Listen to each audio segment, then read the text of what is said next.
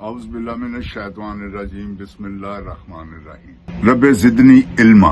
اے اللہ میرے علم میں اضافہ فرما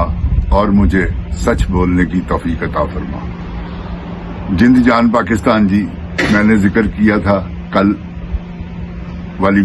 ویلاگ میں کہ میں آپ کو کہانی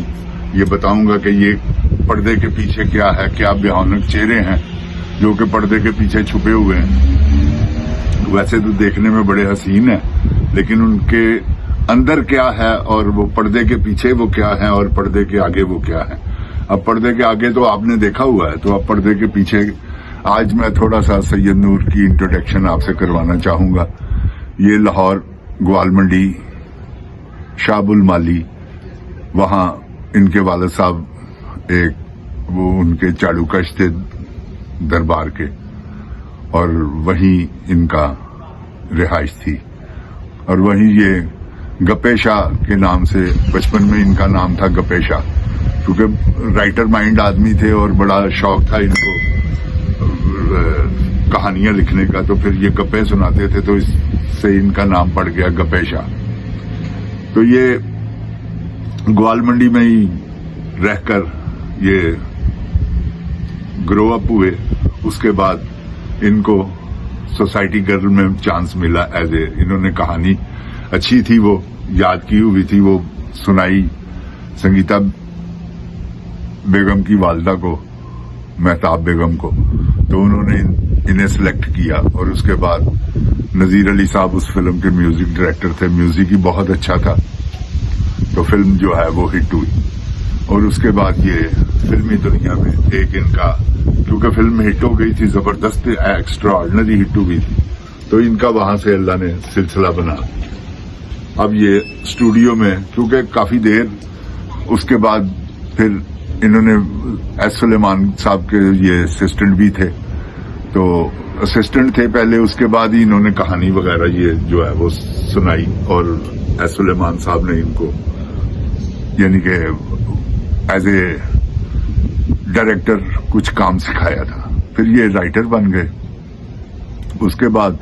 ایک دور آیا جب یہ غلام محی الدین عرف گپے شاہ سے سید نور بنے، انہوں نے اپنا نام چینج کیا، تو سید نور بن کر یہ فلم انڈسٹری میں نمایاں ہوئے،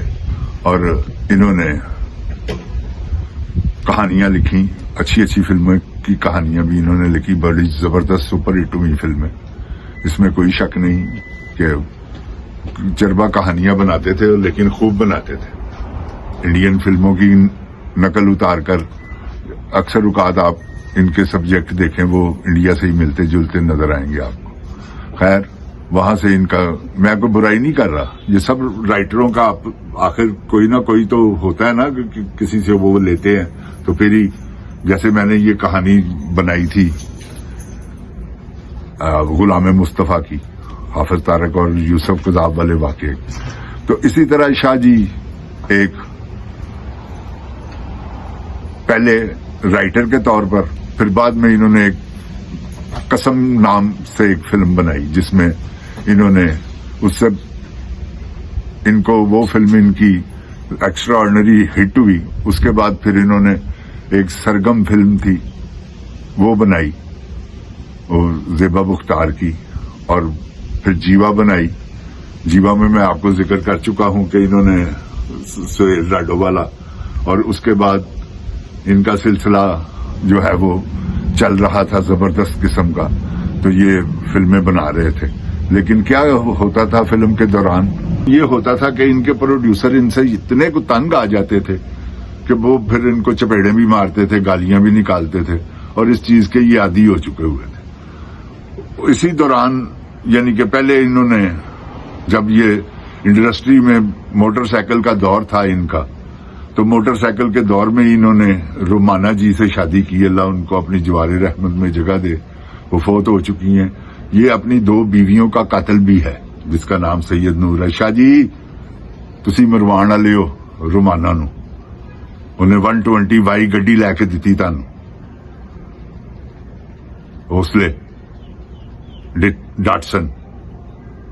تسی گڈی تے آئے، کدی گڈی سی وہ، کدے پیسیاں دی، ਰੋਮਾਨਾ ਜੀ ਦੇ, ਤੇ ਉਸ ਵੇਲੇ ਰੋਮਾਨਾ ਜੀ ਤੇ ਅਰੂਜ ਸੀ, ਤੇ ਤੁਹਾਡਾ ਉਹਦੇ ਨਾਲ ਪੂਰਾ ਪਿਆਰ ਮੁਹੱਬਤ, ਉਹ ਤੁਹਾਡੀ ਬੀਵੀ ਸੀ। ਤੇ ਫਿਰ ਜਦੋਂ ਤੁਹਾਡੇ ਤੇ ਅਰੂਜ ਆਇਆ, ਉਸ ਤੋਂ ਬਾਅਦ ਫਿਰ ਤੁਸੀਂ ਨਿਊ ਸ਼ਾਦੀ ਕੀਤੀ ਸ਼ਾਹ ਜੀ। ਉਹ ਤਾਂ ਫਿਰ ਤੁਹਾਨੂੰ ਸਾਰੀ ਦੁਨੀਆ ਨੂੰ ਹੀ ਪਤਾ ਹੈ। ਰੁਖਸਾਨਾ ਨੂਰ, ਅੱਲਾ ਉਹਨਾਂ ਨੂੰ ਜਵਾਰੇ ਰਹਿਮਤ ਦੀ ਜਗ੍ਹਾ ਅਤਾ ਫਰਮਾਵੇ, ਉਹਨਾਂ ਦੇ ਵੀ ਕਾਤਲ ਤੁਸੀਂ ਹੋ, ਕਿਉਂਕਿ ਤੁਸੀਂ ਸੈਮ ਜੀ ਨਾਲ, ਗੁੰਚੀ बेगम, फिर सैमा जी, फिर सैमा जी से सैम कैसे बनी, ये भी आपको इंशाल्लाह मैं बताऊंगा व्यूवर्स, इंशाल्लाह। और ये कोई झूठी बातें नहीं। तो शाह जी ने दो अपनी बीवियों को भी टॉर्चर से, क्योंकि टॉर्चर ही ऐसा जबरदस्त होता है कि जब बंदा कंगला हो तो एक बीवी के साथ वक्त गुजार रहा हो, तो जब उस पर रूह जाए तो उसे वो ठुकरा दे, तो उस बीवी का क्या हाल होगा? वो तो पागल हो जाएगी कि इसने तंगी का वक्त मेरे साथ गुजारा, मैंने इसको मोटरसाइकिल से गाड़ी पे लेके आई, और अब ये वक्त है कि मैं इसके दफ्तर के बाहर खड़ी हूं और ये अंदर से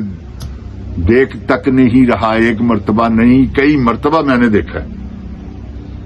कि वो बेचारी रुल रही है, इंतजार कर रही है शाह जी का कि शाह जी आएंगे, कुछ मेरी मदद करेंगे। मगर शाह जी उस वक्त सैम जी का सिलसिला रवा दवा था इनके इश्क व मोहब्बत का, तो वो उसमें इनकी दूसरी बेगम भी बहुत डिस्टर्ब थी, रुखसाना नूर, अल्लाह उनको अपनी जवारे रहमत में जगह अता फरमाए। अब तो वो इस दुनिया में नहीं रही इनके टॉर्चरों की वजह से, क्योंकि इन्होंने जो स्टूडियो में किया है, रेशम जी ने एक टाइम पे शाह जी फुआरे पे खड़ा होकर कहा है, वो क्या कहा है ये मैं आपको बताऊंगा व्यूवर्स, और वो कितनी भयानक बातें हैं जो रेशम जी ने कही, वो इंशाल्लाह क्यों कि आहिस्ता आहिस्ता मैं इनको आपको पहले इनकी नेचर के बारे में, अब ये ललकारा सिंह बना रहे हैं। वो ललकारा सिंह शान साहब की सिस्टर हैं, जरका जी, उनकी फिल्म है, उनका बेटा है, तो उनके वालिद साहब से मेरी अच्छी दोस्ती है, मुन्ना भट्ट साहब से, जो कि शान के बहनोई हैं। तो यहाँ वो बेचारे, उनको भी बड़ी तकलीफ है इस बात की कि अब इनकी फिल्म खत्म नहीं कर रहा है ये, और ये क्योंकि ये करता ही ऐसे है। जरका जी ने भी अपनी समझ नहीं आई कि उन्होंने शान से क्यों नहीं फिल्म बनवाई। शान जबरदस्त डायरेक्टर है, इसमें कोई शक नहीं, टैलेंटेड है, he is a very very talented man, इसमें कोई शक नहीं। काम भी वो बहुत अच्छा, एक्टर भी बहुत अच्छा है, उतना ही बड़ा वो भी मुनाफिक है। उसकी मुनाफिकतें भी आपको बताऊंगा कि वो किस किस्म का मुनाफिक है। और ये आप पहले, क्योंकि सैयद नूर साहब वाला चैप्टर शुरू हुआ है, इन्होंने मुझे कैसे मैं अमेरिका आया ये मैं आपको बताऊंगा, और इंशाल्लाह ये सिलसिला जारी रहेगा। गपेशा,